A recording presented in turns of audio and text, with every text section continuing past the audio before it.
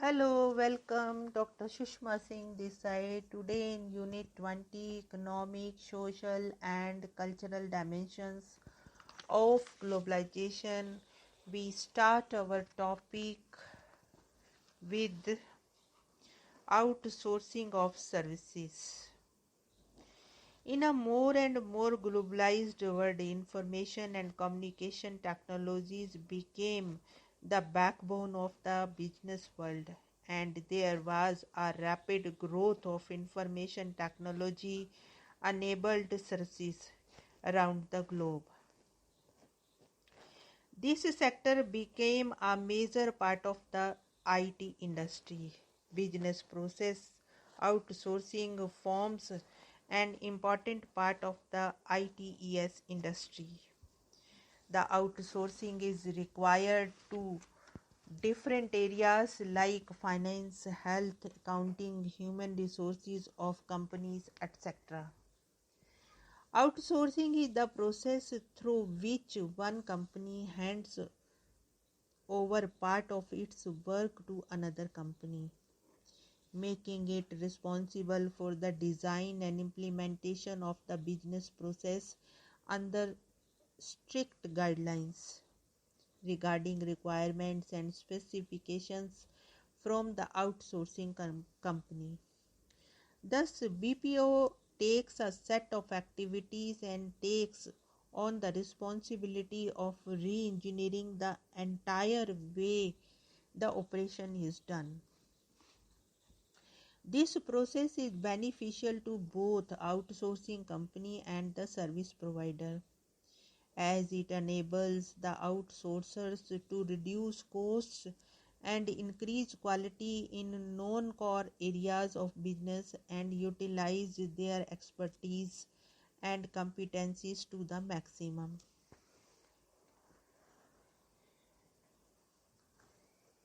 BPO services include customer service interaction, including call centers, back office operations, banking, revenue, accounting, data conversion, HR, etc. Verticals such as banks and aviation require large-scale data processing and data-based decision-making capabilities. Raw data and or paper documents are sent to remote location where data entry and necessary reconciliation is carried out. The business process outsourcing BPO also includes transcription services. Medical transcriptions involve the transcribing of the medical records from audio format or dictated by doctors or other healthcare professionals into either a hard copy or electronic format. BPO services also include content development and animation, etc. And BPO services also include data research, market survey, consultancy, management, etc. BPO opportunities in India. Let us move to this topic now. The BPO industry is built around the policy of efficiency and cost effectiveness. In the contemporary period, companies were increasingly outsourcing select business functions and related IT operations to expert partners. India's abundant skilled manpower has made it a target destination for multinationals to back-end their operations in India. With the advantage of English-speaking population, low-cost manpower and quality service, many companies are increasingly outsourcing their operations in India. India ranks high in areas such as qualifications, capabilities, quality of work, linguistic capabilities, and work ethics, and thus is ahead of competitors such as Singapore, Hong Kong, China, Philippines, Mexico, Ireland, Australia, and Holland, among others. Indian companies have unique capabilities and systems to set, measure, and monitor quality targets. In specific ITES categories, Indian centers have achieved a higher productivity level.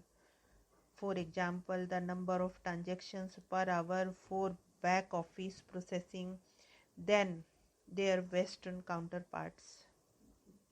Also, India is able to offer service without break and reduction in turnaround times by leveraging time zone differences.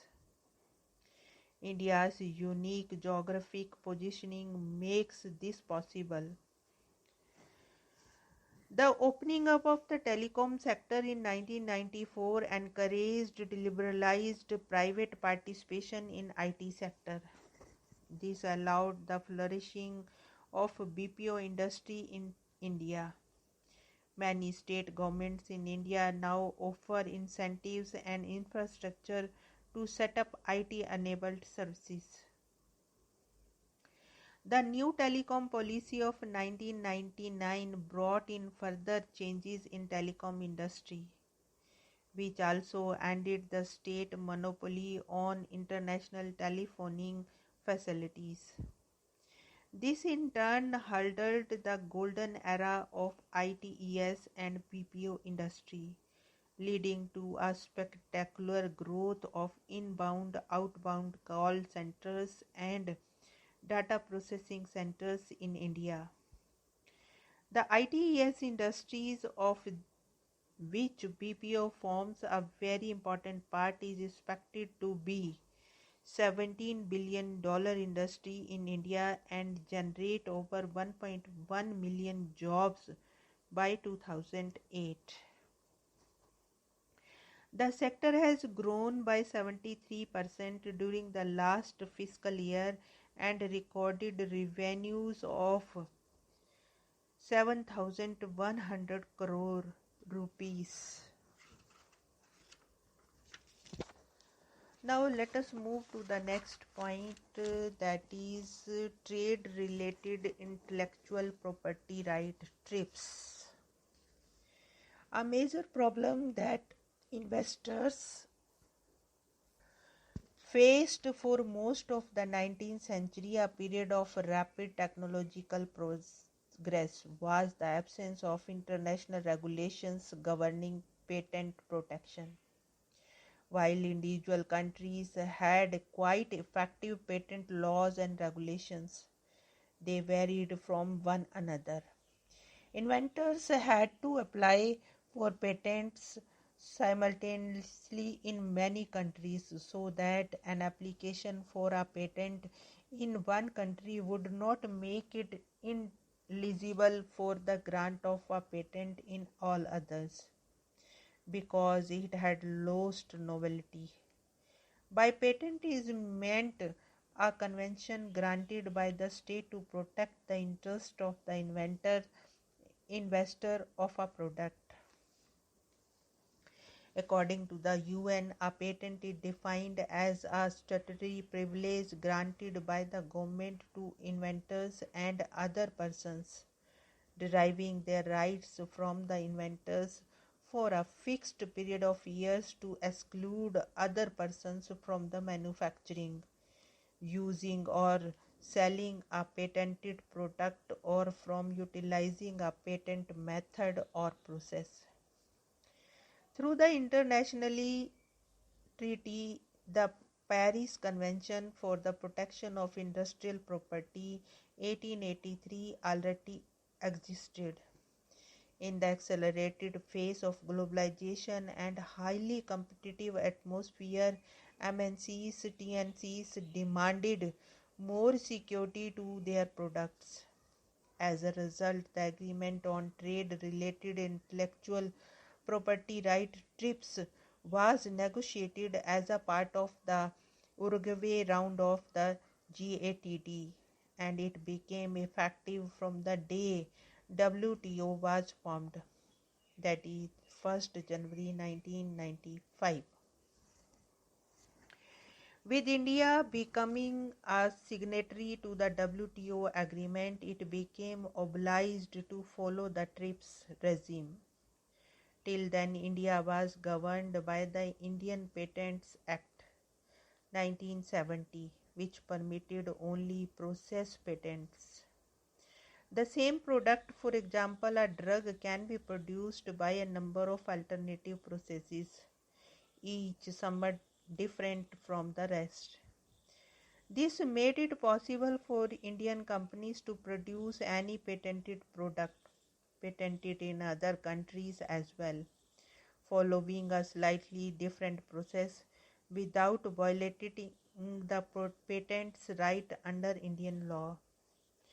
This would no longer be possible under WTO regime, as India, being a member, will have to amend the patent law to allow both product and process patent. However, developing countries like India, which did not have product patent, were given time till January 2005 to amend their patent law. The amended patent law was passed in the Indian Parliament on 22nd March 2005. Here we want to close this lecture. Thanks for listening.